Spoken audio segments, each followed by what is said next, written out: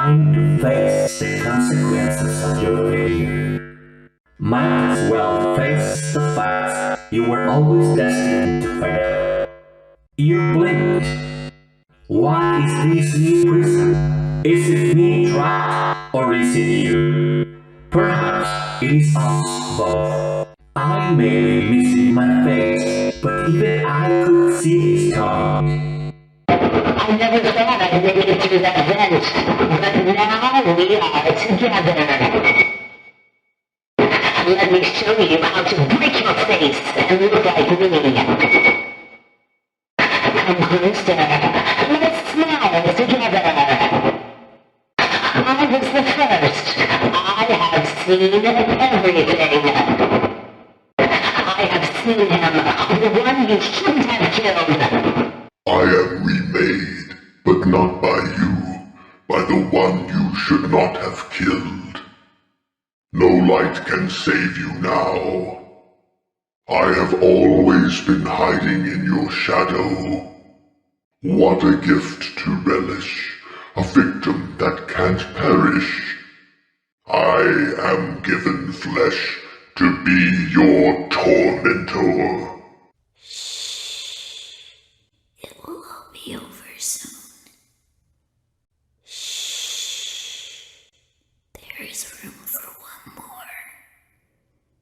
Shh.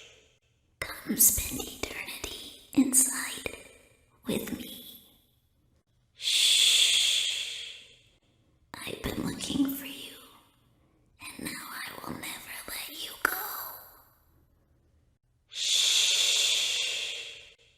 I'm so glad that I found you. Let me make room for you.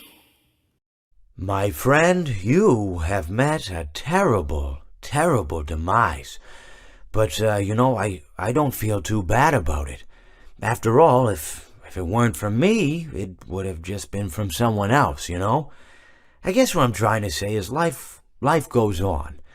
Well, for everyone else, life goes on, not for you. You're dead. But that's neither here nor there. It reminds me of one summer day in the park. I was having just a delightful picnic with my good friend Orville.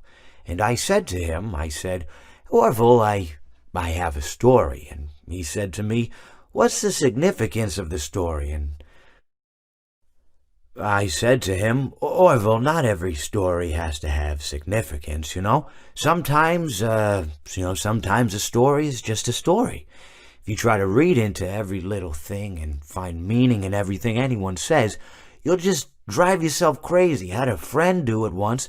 Wasn't pretty. We talked about it for years. And not only that, but you'll likely end up believing something you shouldn't believe and thinking something you shouldn't think, or assuming something you shouldn't assume, Sometimes, I said, a story is just a story. So just be quiet for 1 second of your life and eat your sandwich, okay? Of course, it was only then I realized I made sandwiches, and poor Orville was having such difficulty eating it. Elephants have those clumsy hands, Actually, I suppose that's the problem. They don't have hands at all, do they? They're all feet. And I couldn't imagine someone asking me to eat a sandwich with my feet. Now, if I recall correctly, there was a bakery nearby. I said to him, Orville, let me go get you some rye bread. Now, I'm unsure if elephants enjoy rye bread, but I assure you that Orville does. Now, this was on a Tuesday, which was good because rye bread was always fresh on Tuesday. They made sourdough bread on Monday and threw it out Wednesday, or rather they sold it at a discount for people wanting to feed the ducks, and then probably at the end of the day, finally they threw it all out. I don't recall. I do remember a man who would bring his son to the bakery every Wednesday and then go feed the ducks. He would buy all of the sourdough bread. Of course, you're not supposed to feed the ducks sourdough bread at all. It swells up in their stomach and then they all die. At least that's what I've heard. I never saw any ducks die myself, but I did notice a substantial decrease in the duck population over the course of a few years. I just never thought to stop the man and tell him that he was killing the ducks by feeding them sourdough bread.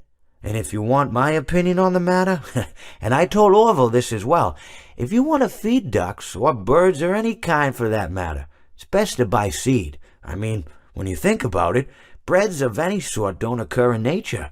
They don't grow on trees or spring up from the bushes. I don't think birds know what to do with bread. What was I saying? Oh, yes. So I bought Orville some rye bread. What a fine day it was. Well, it seems that your journey has ended. Very sorry about that. It was always going to end this way, of course. If it weren't by me, it would have just been by some other, terrible thing. Just, you could not imagine how terrible it would be. Just, I get scared thinking about it. I'm glad it's not me. It reminds me of a time I was speaking to my good friend Orville. We were sitting on a park bench watching the pigeons. I was on the left, he was on the... Oh, wait, was I on the right or left? Anyways, it doesn't matter. We were sitting on there watching the pigeons. And I said to Orville, "Friend, those birds are frozen." And he kind of looked at me like I'd lost my mind. But I reminded him that it was winter, and often birds will sit in a tree until they freeze. And then they sort of fall to the ground until the sun warms up and they can, move around again. So I said to Orville, "You might as well save those breadcrumbs until the birds thaw, because they can't very well enjoy them in the condition they're in." To which he asked what I meant, and asking what condition the crumbs should be in before he threw them to the birds, assuming that I meant the birds couldn't enjoy the breadcrumbs in the condition that the crumbs were in, when in fact I had meant the birds could not enjoy them in the condition that the birds were in, considering that the birds were frozen. So he took a moment and then threw his last handful onto the ground. I said to him, "Orville, why did you throw the breadcrumbs to the birds when I just told you they're frozen?" To which he responded, "The breadcrumbs are not frozen." Again, misunderstanding my words. I didn't mean to say that the breadcrumbs were frozen when I said I told you they're frozen. I'd been referring to the birds. In hindsight, what I should have said was, and this would make perfect sense, "Why did you throw the breadcrumbs to the birds when the birds are frozen?" He misunderstood upon my correction, stating that he didn't know what else to do with the breadcrumbs, and that perhaps, when the birds thawed, they'd still be able to eat the crumbs. So I said to Orville, and this is what I said to him, I said, "Orville, the birds may be dead." It seems that you have met a horrible demise, my friend, but, these things happen in life. Life goes on. Not for you, obviously. You're dead. But it reminds me of a time I was having a conversation with my friend Orville. We were where were we? I think we were by the river. We were sitting by the river and watching the fish leap over the falls. And I said to Orville, sometimes I feel like a fish leaping over and over again, always trying to get somewhere, though I don't know where, only to find myself in the jaws of a beast. He, of course, looked at me, surprised, "Have you been in the jaws of a beast, friend?" To which I said, "No, of course not, Orville." I said, No. I simply meant that life can seem like a relentless endeavor to overcome meaningless obstacles, only to meet an equally meaningless fate, regardless of your efforts, regardless of the obstacles you've passed. And Orville, he stood and proceeded to drape me with a picnic cloth, to which I asked him, I said, "Friend, what are you doing?" He looked at me very concerned, really. "I feel like you've gotten too much sun."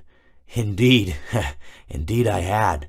He proceeded to pour me a glass of just ice-cold lemonade. Ooh, you ever mix it with iced tea? You do like a little half lemonade, you should try it some. Well, you can't because you're dead. But anyways, so you may be asking yourself, how did I go from sitting by the falls and drinking lemonade to being wedged in the air duct? Not only with Orville, but with an entire assortment of fruity-colored friends. Well, there's really no good answer to that, but perhaps I met a demise of my own at some point, and this is my afterlife or my dream, whatever it might mean. I honestly don't know. Or maybe it doesn't mean anything at all. Maybe it doesn't mean anything at all.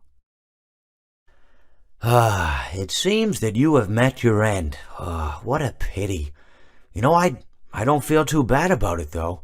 After all, if it weren't me, it would have just been one of the others, I guess. I'm honestly just glad to be out of those air ducts. You know, it's not easy for a hippopotamus to fit up there, and not easy to get down either, and not as young as I used to be, as you can see. I used to be able to do all the sorts of things. You're young, you're vibrant, you have that sort of pep in your step. It reminds me of a conversation I was having with one of my good friends, Orville. We were having a nice picnic one day. I believe it was summer. No, perhaps it was... Was it the fall? Yes. It was the fall because the leaves had turned already. But I said to Orville, I says, Orville, I have a story to tell you. And Orville looked at me, kind of odd and said, what's it about? I said to him, not every story has to be about something, Orville. Sometimes a person just wants to talk. Why does everything have to be a story? I said to him.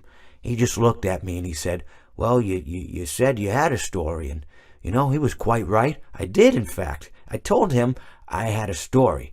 I suppose if a person just wants to talk, then it's best to not announce that you're telling a story. Telling a story does come with its own pressures and expectations, I suppose. After all, if you're just talking to a friend, then there's no more expectations than if you were talking into the wind. Words by themselves aren't expected to carry, aren't expected to stick. But if you announce you're telling a story, well then, there'd better be a point to it all, No one wants to sit and listen to someone ramble on and on and on with absolutely no end in sight. So, it's good to be mindful that when you tell someone that you're about to tell a story, that you have something to say. Telling someone that you're going to tell them a story is tantamount to asking them to stop what they're doing and pay attention. You're basically saying, hey, buddy, stop everything. Stop what you're thinking. I have a solution to everything. And, well, I didn't really have any story to tell. In hindsight, I probably just misspoke when I said that I had a story.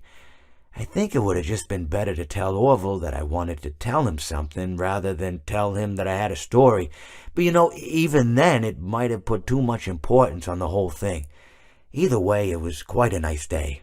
I remember that we were drinking tea.